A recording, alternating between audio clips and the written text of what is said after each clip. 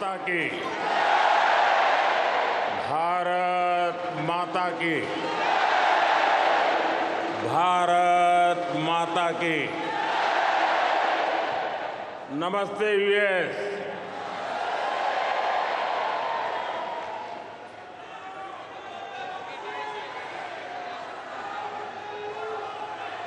अब अपना नमस्ते भी मल्टीनेशनल हो गया है।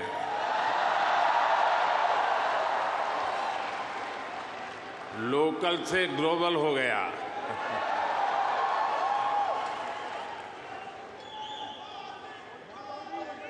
और ये सब आपने किया है।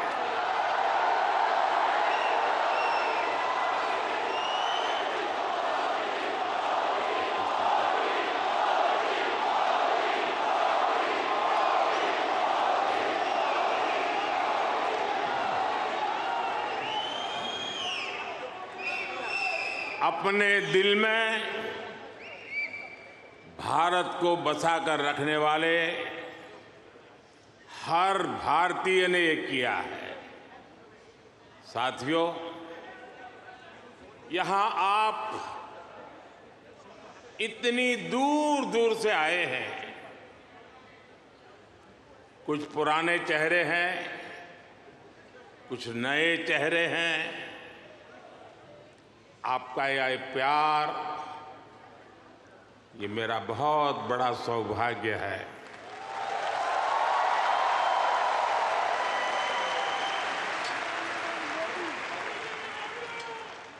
मुझे वो दिन याद आते हैं जब मैं पीएम भी नहीं था, सीएम भी नहीं था, नेता भी नहीं था। उस समय एक जिज्ञासु के तौर पर यहां आप सबके बीच आया करता था। इस धरती को देखना, इसे समझना, मन में कितने ही सवाल लेकर के आता था। जब मैं किसी पद पर नहीं था, उससे पहले भी मैं अमेरिका के करीब करीब 29 स्टेट्स में दौरा कर चुका था।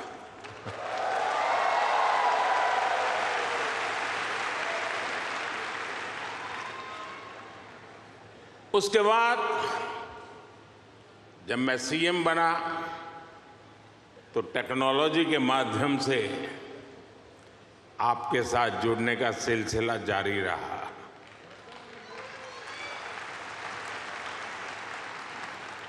पीएम रहते हुए मैंने आपसे अपार स्नेह पाया है, अपनत्व पाया है।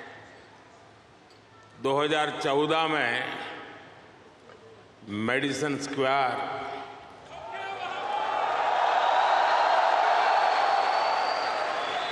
2015 में सैन होसे, 2019 में ह्यूस्टन, 2023 में वाशिंगटन और अब 2024 में न्यूयॉर्क।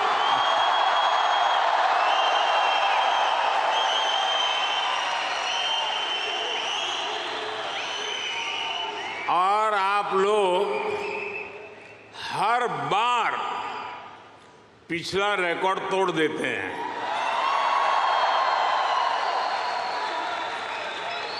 साथियों, मैं हमेशा से आपके सामर्थ्य को, भारतीय डायस्पोरा के सामर्थ्य को समझता रहा हूं। जब मेरे पास कोई सरकारी पद नहीं था, तब भी समझता था और आज भी समझता हूं।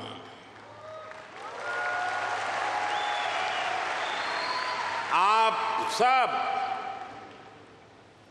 मेरे लिए हमेशा से भारत के सबसे मजबूत ब्रांड एम्बेसडर रहे हैं।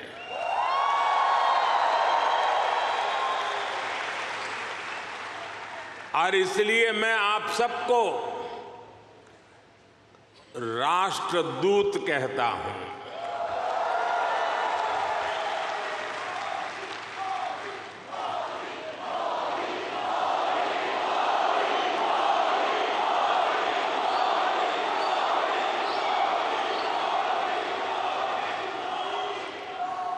आपने अमेरिका को भारत से और भारत को अमेरिका से कनेक्ट किया है।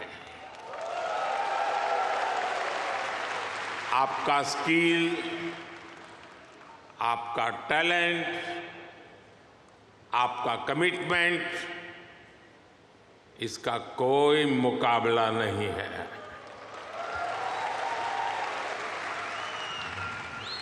आप 7 समंदर पार भले आए गए हैं, लेकिन कोई समंदर इतना गहरा नहीं जो दिल की गहराइयों में बसे हिंदुस्तान को आपसे दूर कर सके।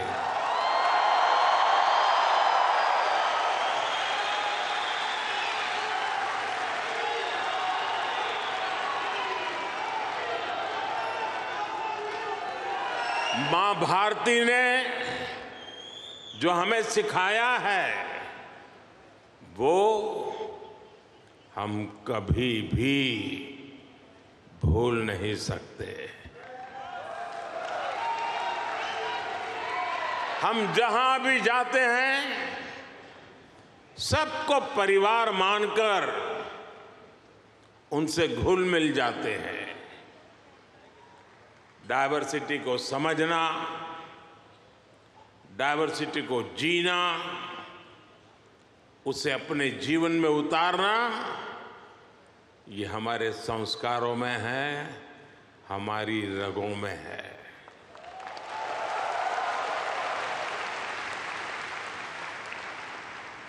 हम उस देश के वासी हैं जहां सैकड़ों भाषाएं हैं, सैकड़ों बोलियां हैं, दुनिया के सारे मत है, पंथ है, फिर भी हम एक बनकर, नेक बनकर आगे बढ़ रहे हैं।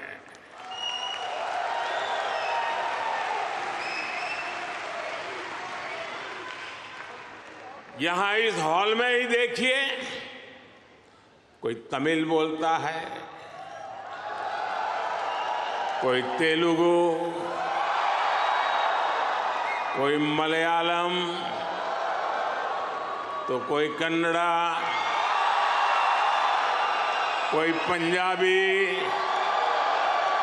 तो कोई मराठी और तो कोई गुजराती।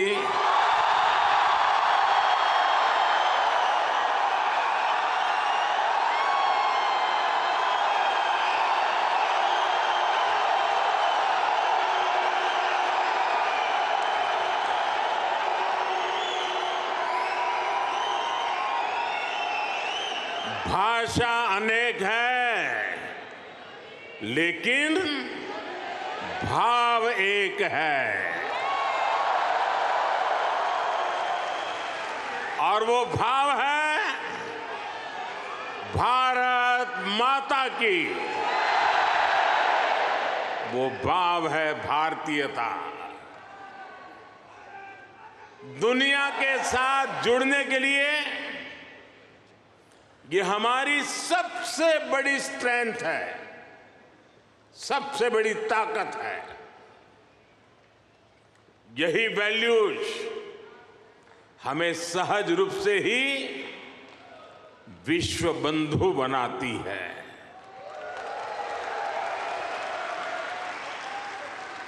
हमारे यहां कहा जाता है, तेन तख्तेन भुंजी था, यानी जो त्याग करते हैं वे ही भोग पाते हैं।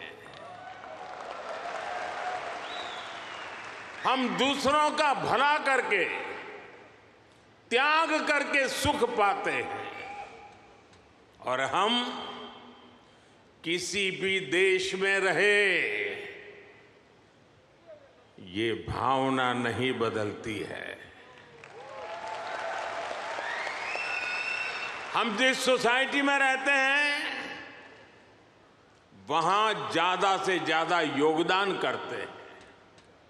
यहां अमेरिका में आपने डॉक्टर्स के रूप में, रिसर्चर्स के रूप में, टेक प्रोफेशनल्स के रूप में,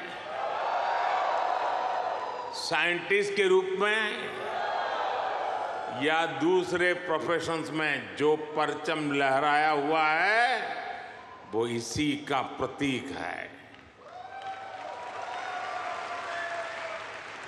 अभी कुछ समय पहले ही तो यहां T20 क्रिकेट वर्ल्ड कप हुआ था।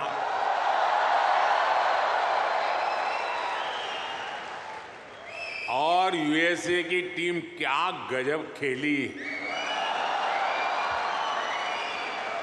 और उस टीम में यहां रह रहे भारतीयों का जो योगदान था वो भी दुनिया ने देखा है।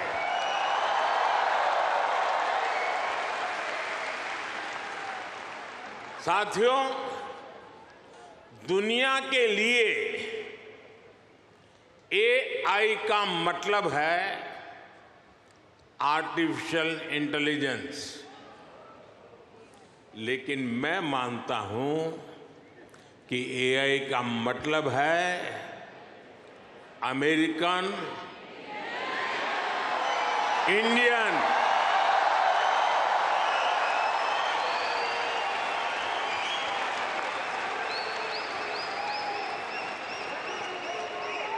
अमेरिका इंडिया, ये स्पिरिट है,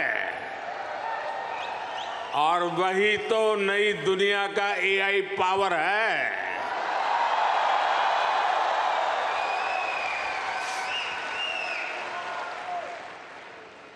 यही AI स्पिरिट भारत अमेरिका रिश्तों को नई ऊंचाई दे रहा है। मैं आप सभी को, इंडियन डायस्पोरा को सैल्यूट करता हूं।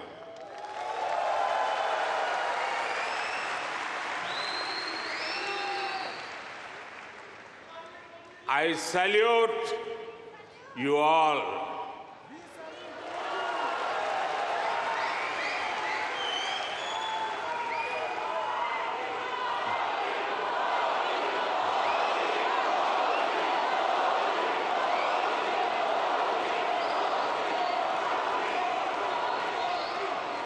साथियों, मैं दुनिया में जहां भी जाता हूं,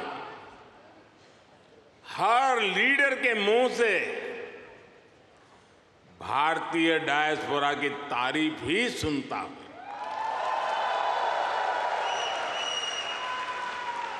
कल ही प्रेसिडेंट बाइडेन मुझे डेलावेयर में अपने घर ले गए थे।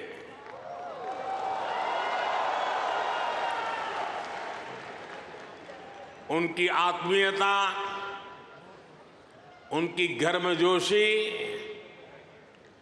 मेरे लिए दिल छू लेने वाला मोमेंट रहा।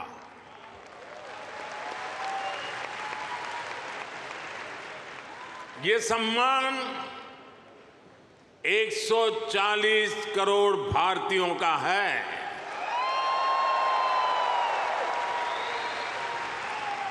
ये सम्मान आपका है, आपके पुरुषार्थ का है। ये सम्मान यहां रहने वाले लाखों भारतीयों का है।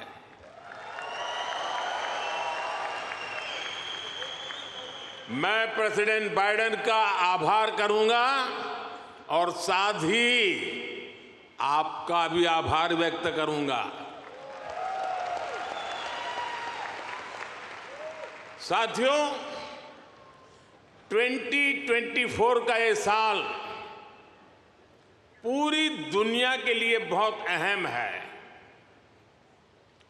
एक तरफ दुनिया के कई देशों के बीच संघर्ष है, तनाव है, तो दूसरी तरफ कई देशों में डेमोक्रेसी का जश्न चल रहा है।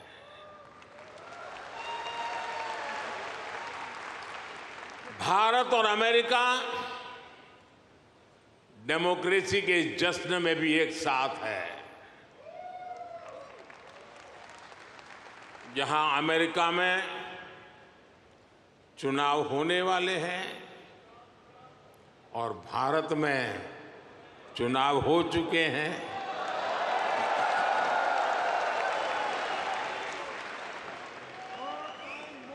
भारत में हुए ये इलेक्शन ह्यूमन हिस्ट्री के अब तक के सबसे बड़े चुनाव थे।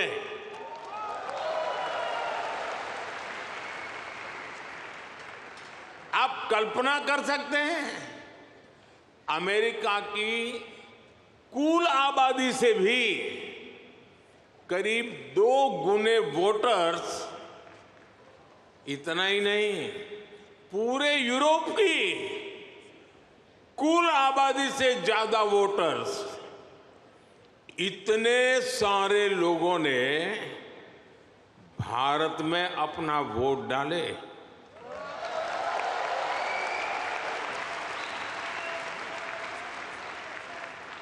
जब हम भारत की डेमोक्रेसी का उसका स्केल देखते हैं तो और भी गर्व होता है।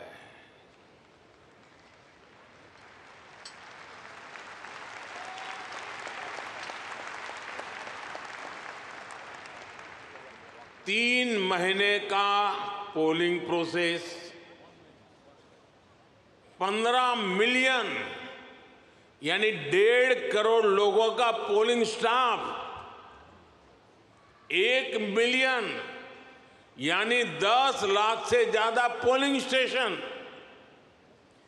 2,500 से ज्यादा पॉलिटिकल पार्टीज,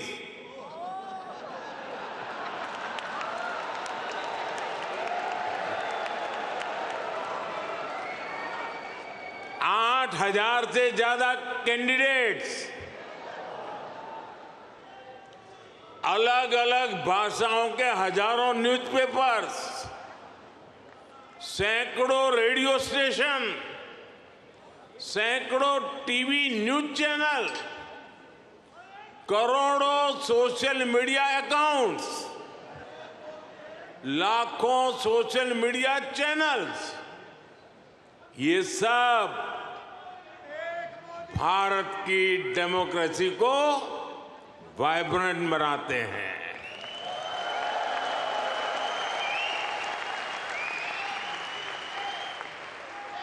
ये फ्रीडम ऑफ एक्सप्रेशन के विस्तार का दौर है। इस लेवल की स्क्रूटनी से होकर हमारे देश की चुनावी प्रक्रिया गुजरती है। और साथियों, इस लंबी चुनावी प्रक्रिया से गुजरकर इस बार भारत में कुछ अभूतपूर्व हुआ है। क्या हुआ है? क्या हुआ है? क्या हुआ है?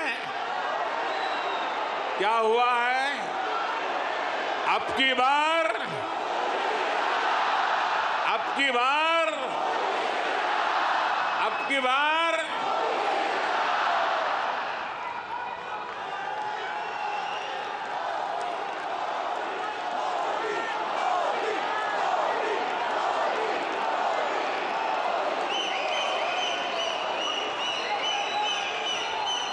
साथियों, तीसरी बार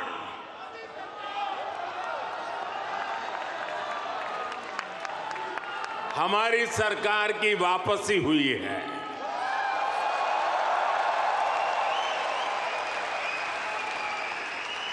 और ऐसा पिछले 60 सालों में भारत में नहीं हुआ था।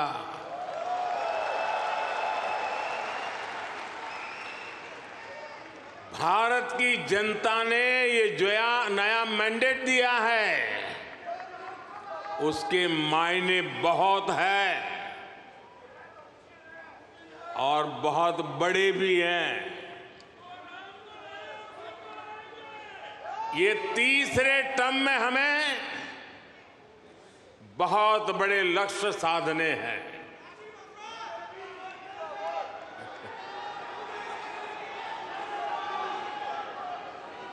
हमें 3 गुना ताकत और 3 गुना गति के साथ आगे बढ़ना है।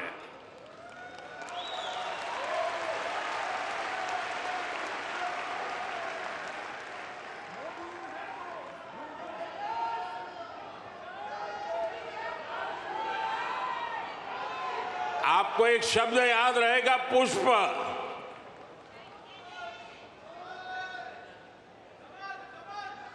हाँ, कमल मान लीजिए, मुझे इतराज नहीं है।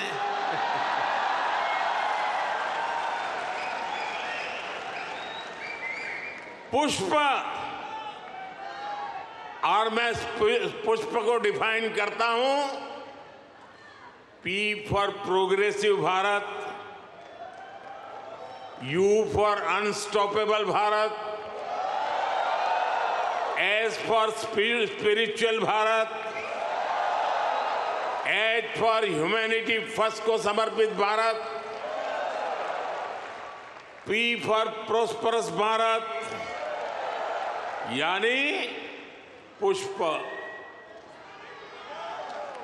पुष्प की 5 पंखुड़ियों को मिलाकर ही विकसित भारत बनाएंगे।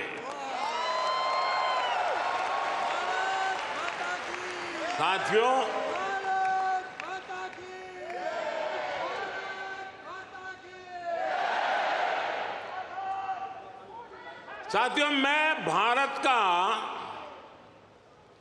पहला प्रधानमंत्री हूं जिसका जन्म आजादी के बाद हुआ।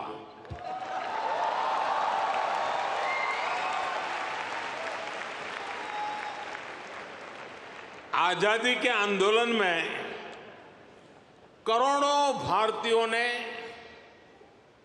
स्वराज के लिए जीवन खपा दिया था।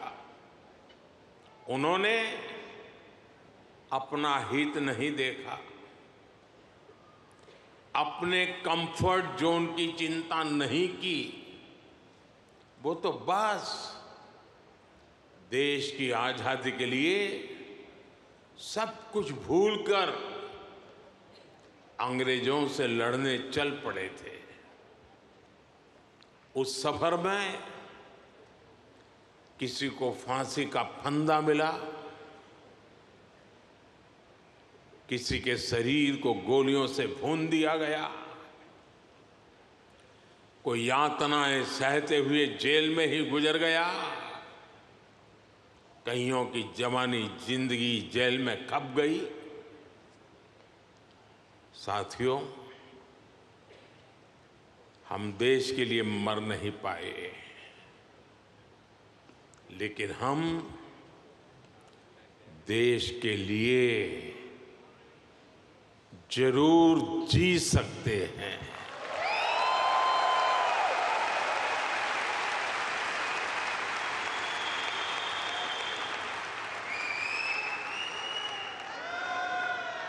मरना हमारे नसीब नहीं था, जीना हमारे नसीब है।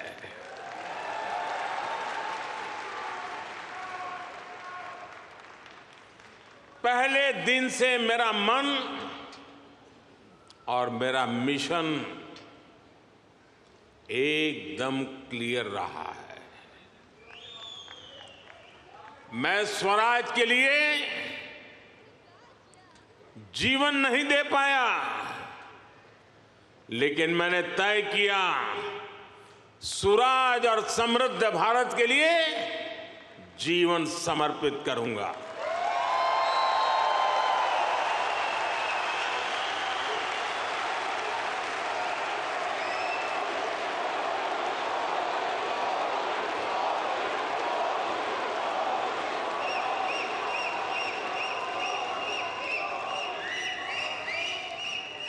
मेरे जीवन का एक बहुत बड़ा हिस्सा ऐसा रहा जिसमें मैं सालों साल तक पूरे देश में घूमता रहा, भटकता रहा। जहां खाना मिला वहां खा लिया, जहां सोने को मिला वहां सो लिया। समंदर के किनारे से लेकर पहाड़ों तक, रेगिस्तान से लेकर बर्फीली चोटियों तक मैं हर क्षेत्र के लोगों से मिला, उनको जाना, समझा। मैंने अपने देश के जीवन, अपने देश की संस्कृति, अपने देश की चुनौतियों का फर्स्ट हैंड एक्सपीरियंस लिया।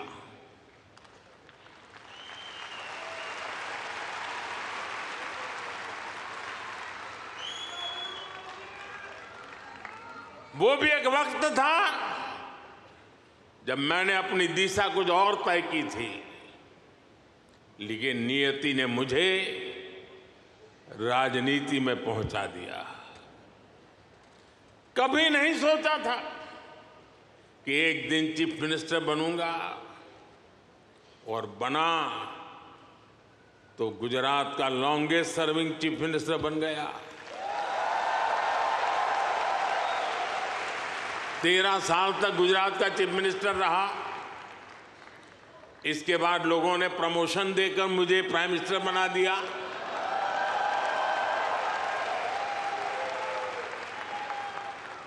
लेकिन दशकों तक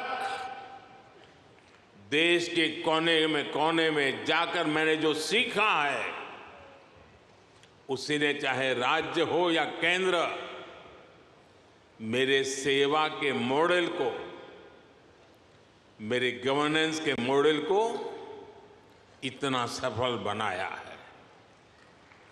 पिछले 10 साल में इस गवर्नेंस मॉडल की सफलता आपने देखी है, पूरी दुनिया ने देखी है, और अब देश के लोगों ने बहुत बड़े भरोसे के साथ मुझे ये तीसरा टर्म सौंपा है।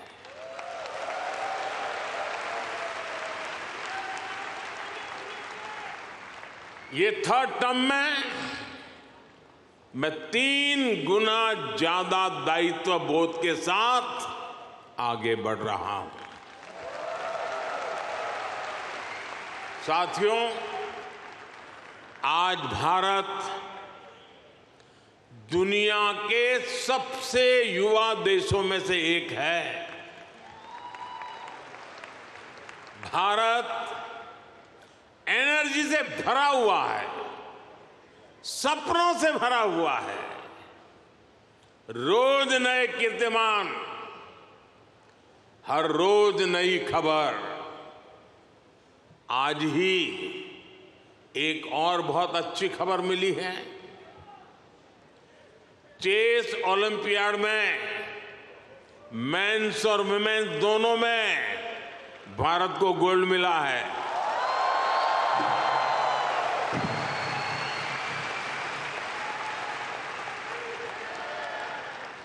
लेकिन एक और बात बताऊं, जब ज्यादा तालियां बजानी पड़ेगी।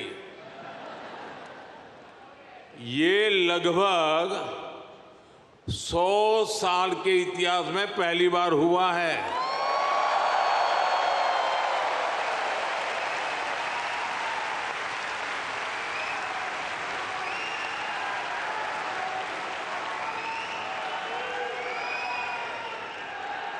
पूरे देश को हर हिंदुस्तानी को हमारे चेस प्लेयर्स पर बहुत गर्व है। एक और एआई है जो भारत को ड्राइव कर रही है, और वो कौन सा और है? वो है A for aspirational, I for India, aspirational India. ये नया फोर्स है, नई ऊर्जा है। आज करोड़ों भारतीयों की एस्पिरेशन भारत की ग्रोथ को ड्राइव कर रही है। हर एस्पिरेशन नए अचीवमेंट को जन्म देती है, और हर अचीवमेंट नए एस्पिरेशन के लिए खाद पानी बन रही है। एक दशक में भारत 10वें नंबर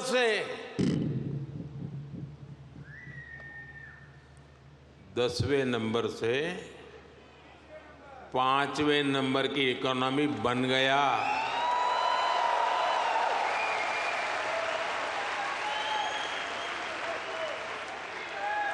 अब हर भारतीय चाहता है कि भारत जल्दी से 3rd लार्जेस्ट इकोनॉमी बने।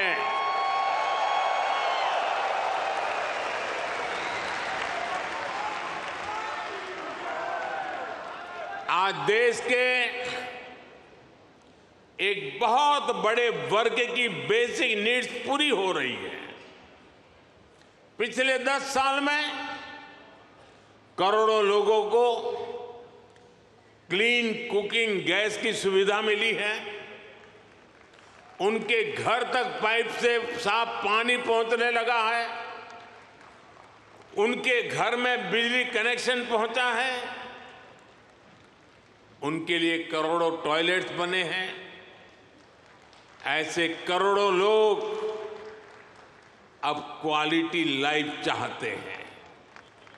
साथियों, अब भारत के लोगों को सिर्फ रोड नहीं, उन्हें शानदार एक्सप्रेस वे चाहिए।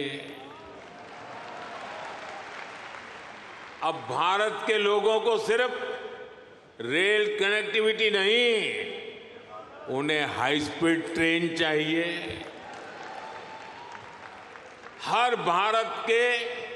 भारत के हर शहर की अपेक्षा है उसके यहां मेट्रो चले। भारत के हर शहर की अपेक्षा है उसका अपना एयरपोर्ट हो। देश का हर नागरिक, हर गांव शहर चाहता है कि उसके यहां दुनिया की बेस्ट सुविधाएं हो, और इसका नतीजा हम देख रहे हैं। 2014 में भारत के सिर्फ 5 शहरों में मेट्रो थी। आज 23 शहरों में मेट्रो है। आज दुनिया का दूसरा सबसे बड़ा मेट्रो नेटवर्क भारत में है, और इसका हर दिन विस्तार हो रहा है। साथियों, 2014 में भारत के सिर्फ 70 शहरों में 70 शहरों में एयरपोर्ट्स थे। आज 140 से ज्यादा शहरों में एयरपोर्ट्स है।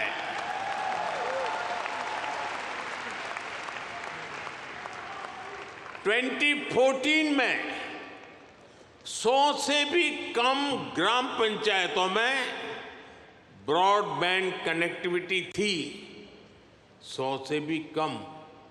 आज 2 लाख से भी ज्यादा पंचायतों में ब्रॉडबैंड कनेक्टिविटी है। 2014 में भारत में 140 मिलियन यानी 14 करोड़ के आसपास एलपीजी कंज्यूमर थे। आज भारत में 310 मिलियन यानी 31 करोड़ से ज्यादा एलपीजी कंज्यूमर है। जिस काम में पहले सालों लग जाते थे, वो काम अब महीनों में खत्म हो रहा है।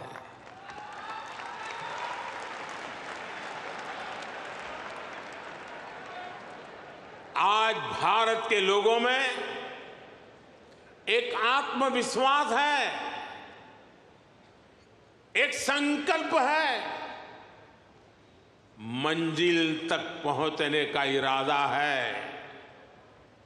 भारत में डेवलपमेंट एक पीपल्स मूवमेंट बन रहा है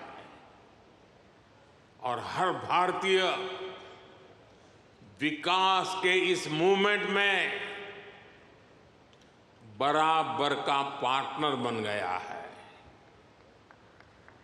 उसे भरोसा है भारत की सफलता पर, भारत की उपलब्धियों पर। साथियों, भारत आज लैंड ऑफ अपॉर्चुनिटीज है, अवसरों की धरती है।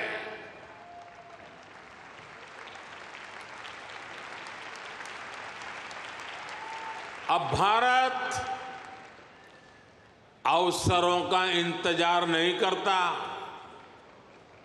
अब भारत अवसरों का निर्माण करता है।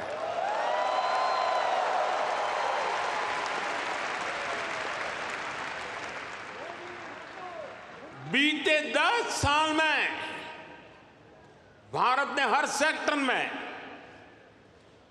अपॉर्चुनिटीज का एक नया लॉन्चिंग पैड तैयार किया है।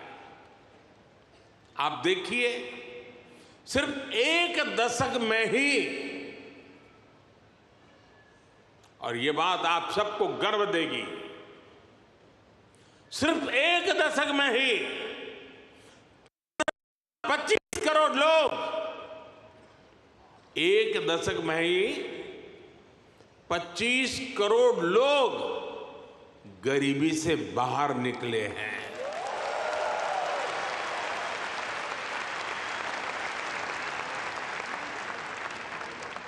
ये कैसे हुआ?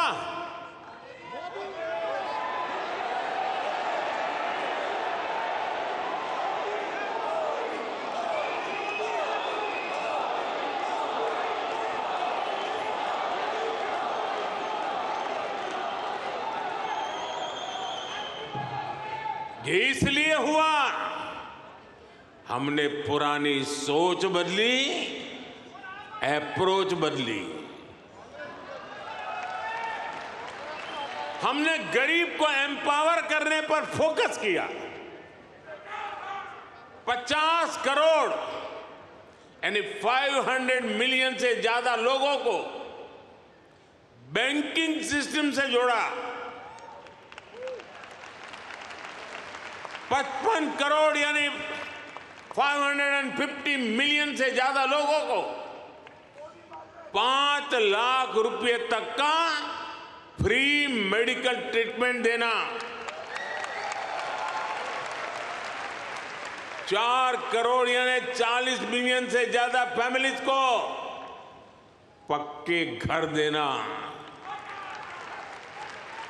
कोलेटरल फ्री लोन्स का सिस्टम बनाकर करोड़ों लोगों को ईज ऑफ क्रेडिट से जोड़ना। ऐसे अनेकों काम हुए, तब इतने लोगों ने खुद ने गरीबी को हराया।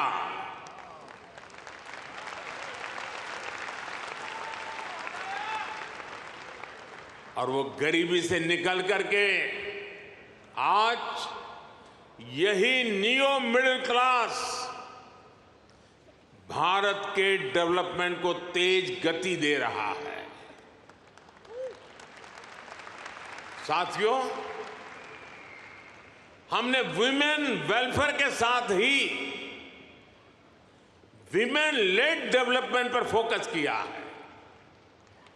सरकार ने जो करोड़ों घर बनवाए, उनकी रजिस्ट्री महिलाओं के नाम हुई है।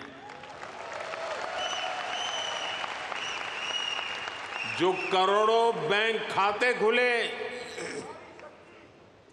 उसमें आधे से ज्यादा खाते महिलाओं के खाते खुले। 10 साल में भारत की 10 करोड़ महिलाएं माइक्रो एंटरप्रेन्योरशिप स्कीम से जुड़ी हैं। मैं आपको एक और एग्जाम्पल देता हूं। हम भारत में एग्रीकल्चर को टेक्नोलॉजी के साथ जोड़ने में अनेक प्रयास कर रहे हैं। उसमें आज खेती में, किसानी में भरपूर मात्रा में ड्रोन का उपयोग आज भारत में नजर आता है।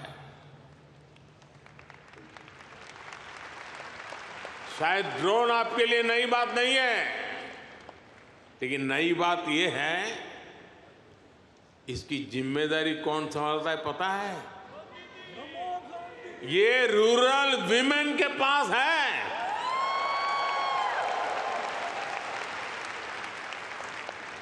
हम हजारों महिलाओं को ड्रोन पायलट्स बना रहे हैं।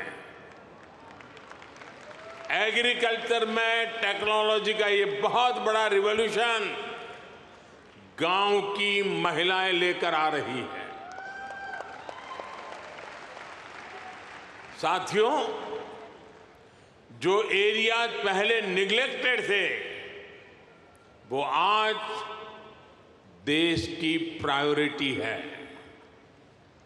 आज भारत जितना कनेक्टेड है, उतना पहले कभी नहीं रहा। आप हैरान होंगे, आज भारत का 5G मार्केट, बताऊं? बुरा नहीं लगेगा ना?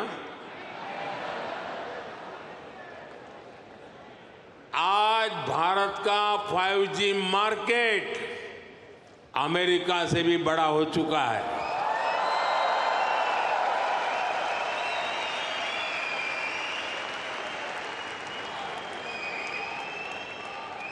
और ये 2 साल के भीतर भीतर हुआ है। अब तो Bharat made in India 6G पर काम कर रहा है। ये कैसे हुआ?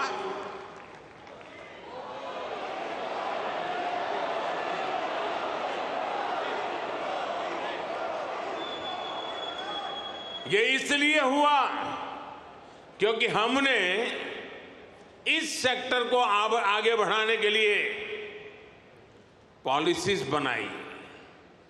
हमने मेड इन इंडिया टेक्नोलॉजी पर काम किया।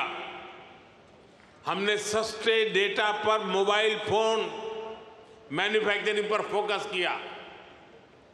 आज दुनिया का करीब करीब हर बड़ा mobile brand made in India है।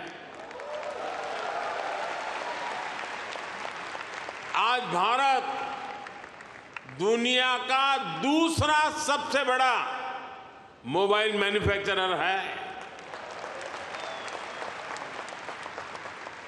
एक जमाना था मेरे आने से पहले, जब हम मोबाइल इंपोर्टर थे। आज हम मोबाइल एक्सपोर्टर बन गए हैं।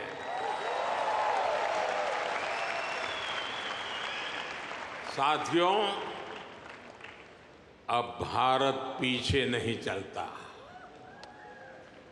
अब भारत नई व्यवस्थाएं बनाता है। अब भारत नेतृत्व करता है।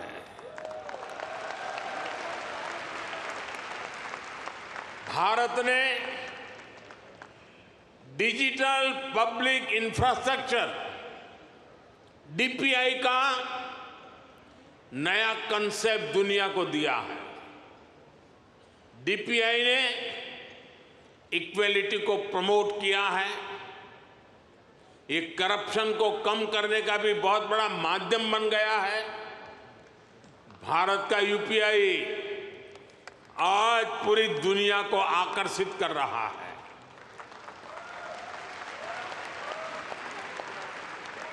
आपकी जेब में वॉलेट है, लेकिन भारत में लोगों की जेब के साथ ही फोन में वॉलेट है,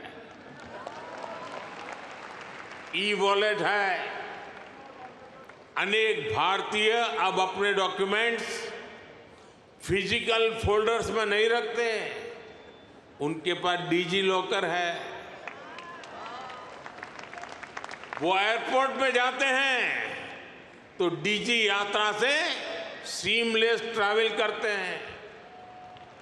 ये digital public infrastructure jobs, innovation और इससे जुड़ी हर टेक्नोलॉजी का लॉन्चिंग पैड बन गया है। साथियों, भारत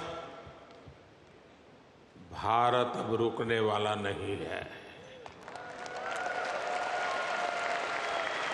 भारत अब थमने वाला नहीं है। भारत चाहता है दुनिया में ज्यादा से ज्यादा device made in India chip पर चलें। हमने सेमीकंडक्टर सेक्टर को भी भारत की तेज ग्रोथ का आधार बनाया है। पिछले साल जून में भारत ने सेमीकंडक्टर सेक्टर के लिए इंसेंटिव घोषित किए थे। इसके कुछ ही महीनों बाद माइक्रोन की पहली सेमीकंडक्टर यूनिट का शिलान्यास भी हो गया।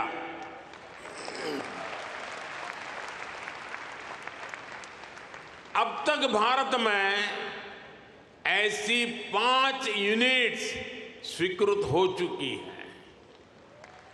वो दिन दूर नहीं जब आप मेड इन इंडिया चिप यहां अमेरिका में भी देखेंगे।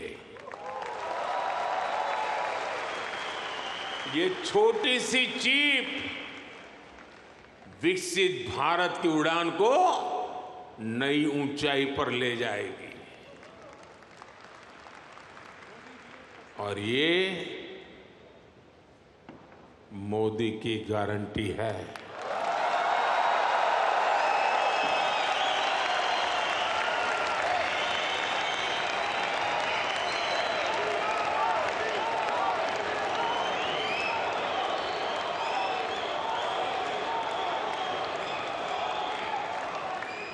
साथियों, आज भारत में रिफॉर्म्स के लिए जो कन्विक्शन, जो कमिटमेंट है, वो अभूतपूर्व है। हमारा ग्रीन एनर्जी ट्रांजिशन प्रोग्राम इसका बहुत बड़ा उदाहरण है। दुनिया की 17% पॉपुलेशन होने के बावजूद ग्लोबल कार्बन एमिशन में भारत की हिस्सेदारी सिर्फ 4% है। दुनिया को बर्बाद करने में हमारा कोई रोल नहीं है।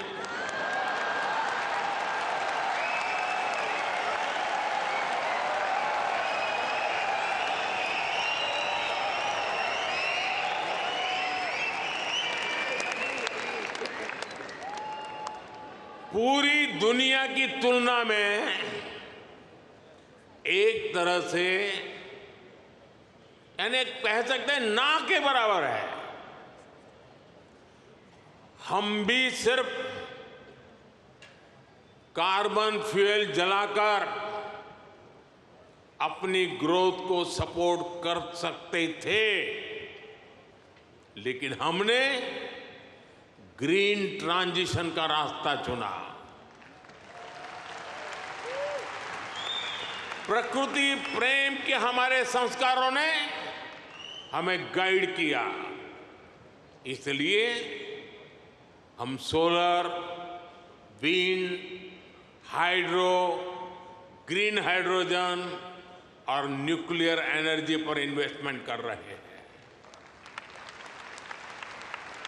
आप देखिए, भारत G20 का ऐसा देश है जिसने पेरिस क्लाइमेट गोल्स को सबसे पहले पूरा कर दिया।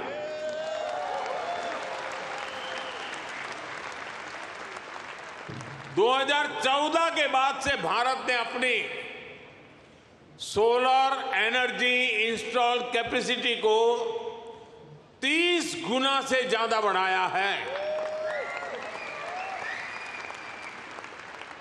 हम देश के हर घर को सोलर पावर होम बनाने में जुटे हैं। इसके लिए रूफटॉप सोलर का बहुत बड़ा मिशन हमने शुरू किया है। आज हमारे रेलवे स्टेशन और एयरपोर्ट सोलराइज हो रहे हैं। भारत घरों से लेकर सड़कों तक एनर्जी एफिशिएंट लाइटिंग के रास्ते पर चल पड़ा है। इन सारे प्रयासों से भारत में बहुत बड़ी संख्या में ग्रीन जॉब पैदा हो रहे हैं। साथियों, 21वीं सदी का भारत एजुकेशन, स्किल, रिसर्च और इनोवेशन के दम पर आगे बढ़ रहा है।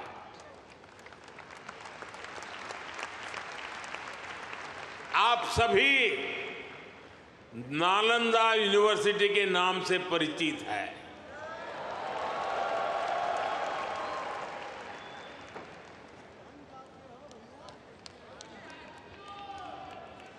कुछ समय पहले ही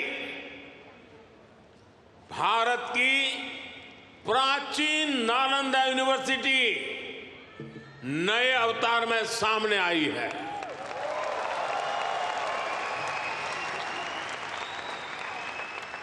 आज सिर्फ यूनिवर्सिटी को ही नहीं, बल्कि नालंदा स्पिरिट को भी रिवाइव कर रहा है। पूरी दुनिया के स्टूडेंट्स भारत आकर पढ़े। हम इस तरह का आधुनिक इकोनॉमिक सिस्टम बना रहे हैं। बीते 10 साल में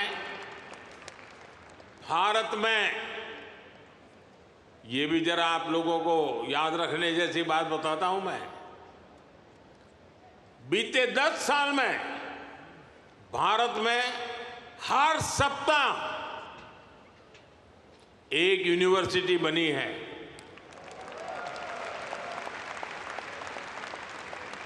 हर दिन 2 नए कॉलेज बने हैं। हर दिन एक नई ITI की स्थापना हुई है।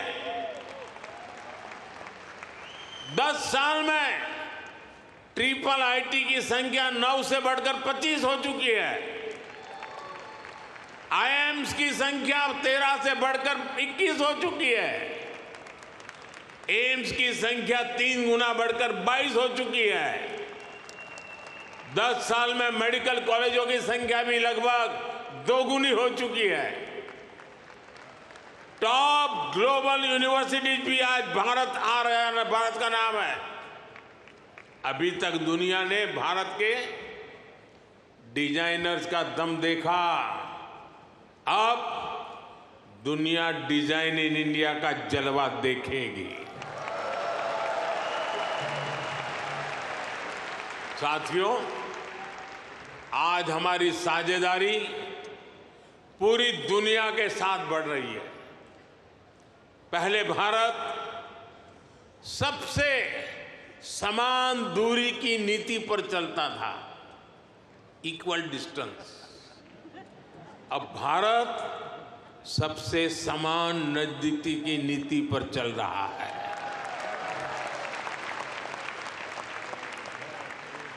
हम ग्लोबल साउथ की भी बुलंद आवाज बन रहे हैं। आपने देखा होगा, भारत की पहल पर G20 समिट में अफ्रीकन यूनियन को स्थायी सदस्यता मिली। आज जब भारत ग्लोबल प्लेटफॉर्म पर कुछ कहता है तो दुनिया सुनती है।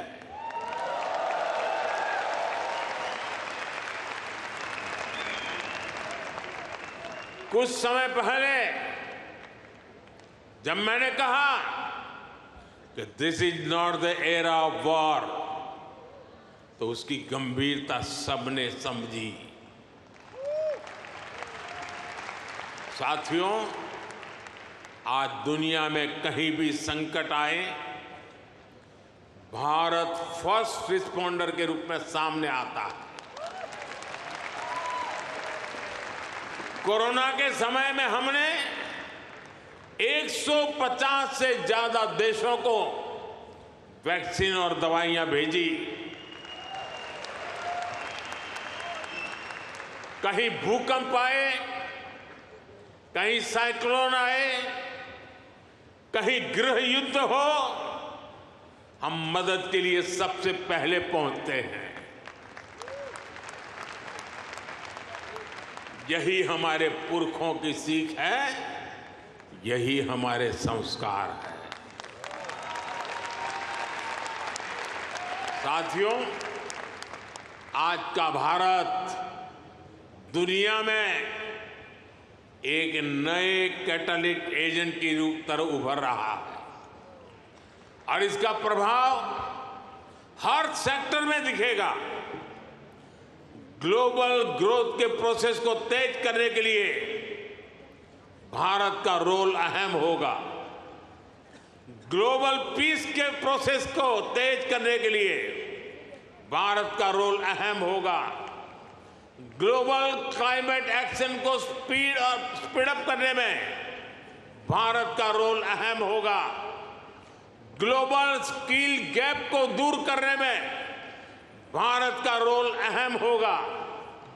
ग्लोबल इनोवेशंस को नई दिशा देने में भारत का रोल अहम होगा। ग्लोबल सप्लाई चेन में स्टेबिलिटी के लिए भारत का भूमिका अहम होगा। साथियों, भारत के लिए शक्ति और सामर्थ्य का अर्थ है, भारत के लिए शक्ति और सामर्थ्य का अर्थ है ज्ञानाय, दानाय, च रक्षणाय। यानी knowledge is for sharing, wealth is for carrying, power is for protecting.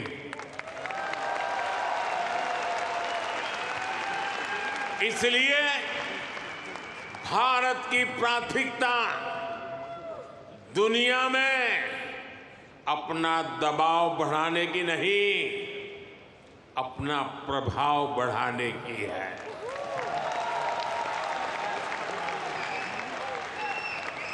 हम आग की तरह जलाने वाले नहीं, हम सूरज के किरण की तरह रोशनी देने वाले लोग हैं।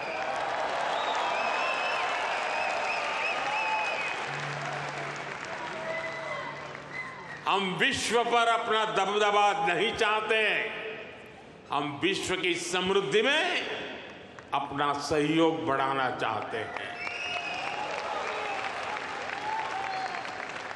योग को बढ़ावा देना हो, सुपर फूड मिलेट्स को बढ़ावा देना हो, मिशन लाइफ यानी लाइफ स्टाइल फॉर एनवायरनमेंट का विजन हो, भारत जीडीपी सेंट्रिक ग्रोथ के साथ ही ह्यूमन सेंट्रिक ग्रोथ को भी प्राथमिकता दे रहा है। मेरा आपसे भी आग्रह है, यहां मिशन लाइफ को ज्यादा से ज्यादा प्रमोट करिए। हम अपनी लाइफस्टाइल में थोड़े से बदलाव करके भी पर्यावरण की बहुत मदद कर सकते हैं। शायद आपने सुना होगा और हो सकता है आप में से कुछ लोगों ने इनिशिएटिव लिया भी हो, आजकल भारत में एक पेड़ मां के नाम, अपनी मां को याद करते हुए एक पेड़ लगाना। मां जिंदा है तो साथ ले जाना, मां नहीं है तो तस्वीर ले जाना। एक पेड़ मां के नाम लगाने का अभियान आज देश के हर कोने कोने में चल रहा है और मैं चाहूंगा आप सभी यहां भी ऐसा अभियान चलाएं।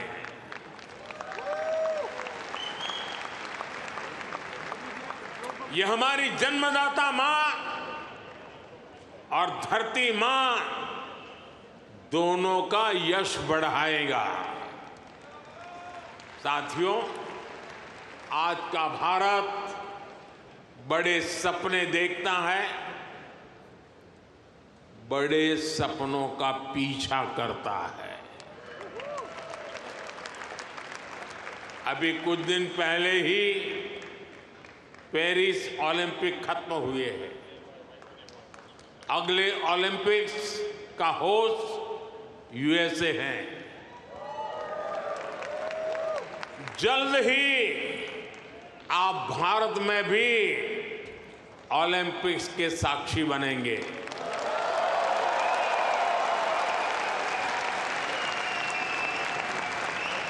हम 2036 के ओलंपिक्स की मेजबानी के लिए हर संभव प्रयास कर रहे हैं। स्पोर्ट्स हो, बिजनेस हो या फिर एनवायरनमेंट, एंटरटेनमेंट, आज भारत बहुत बड़े आकर्षण का केंद्र है। आज आईपीएल जैसी भारत की लीग्स दुनिया की टॉप लीग्स में से एक है। भारत की फिल्में ग्लोबली धूम मचा रही हैं। भारत आज ग्लोबल टूरिज्म में भी परचम लहरा रहा है। दुनिया के अलग अलग देशों में भारत के त्योहार मनाने की होड़ है। मैं देख रहा हूं इन दिनों हर शहर में लोग नवरात्रि का गरबा सीख रहे हैं।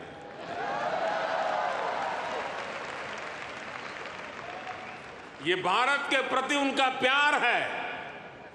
साथियों, आज हर देश भारत को ज्यादा से ज्यादा समझना चाहता है, जानना चाहता है। आपको एक और बात जानकर खुशी होगी, कल ही अमेरिका ने हमारे करीब 300 पुराने जो शिलालेख और मूर्तियां थी जो कभी हिंदुस्तान से कोई चोरी कर गया होगा,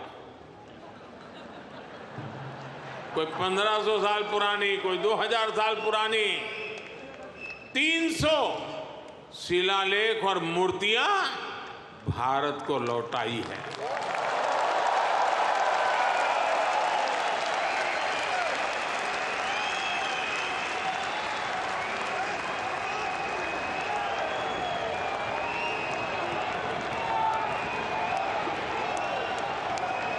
अभी तक अमेरिका ऐसी लगभग 500 धरोहरें भारत को लौटा चुका है। ये कोई छोटी सी चीज लौटाने का विषय नहीं है।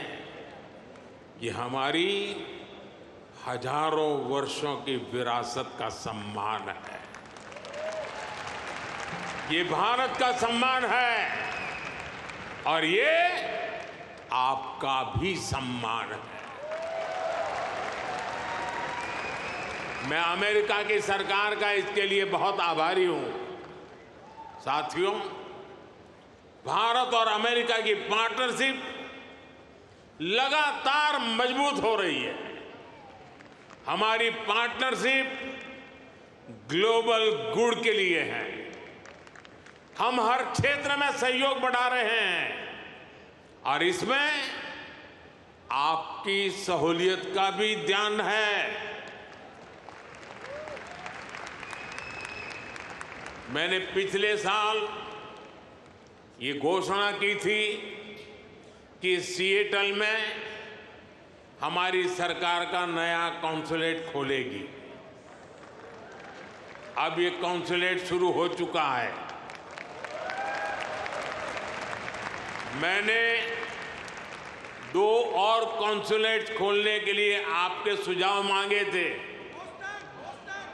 मुझे आपको ये बताते हुए खुशी है कि आपके सुझावों के बाद भारत ने बोस्टन और लॉस एंजलिस में 2 नए कॉन्सुलेट खोलने का निर्णय लिया है।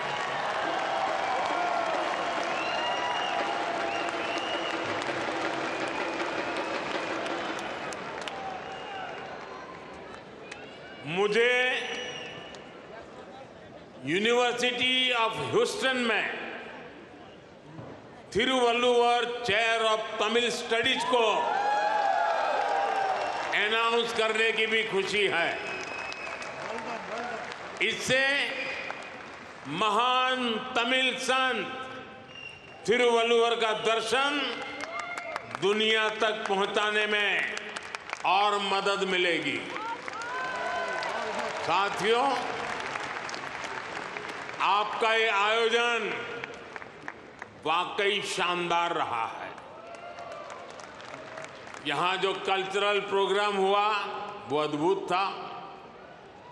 मुझे ये भी बताया गया है कि इस इवेंट के लिए हजारों लोग और भी आना चाहते थे, लेकिन वेन्यू छोटा पड़ गया।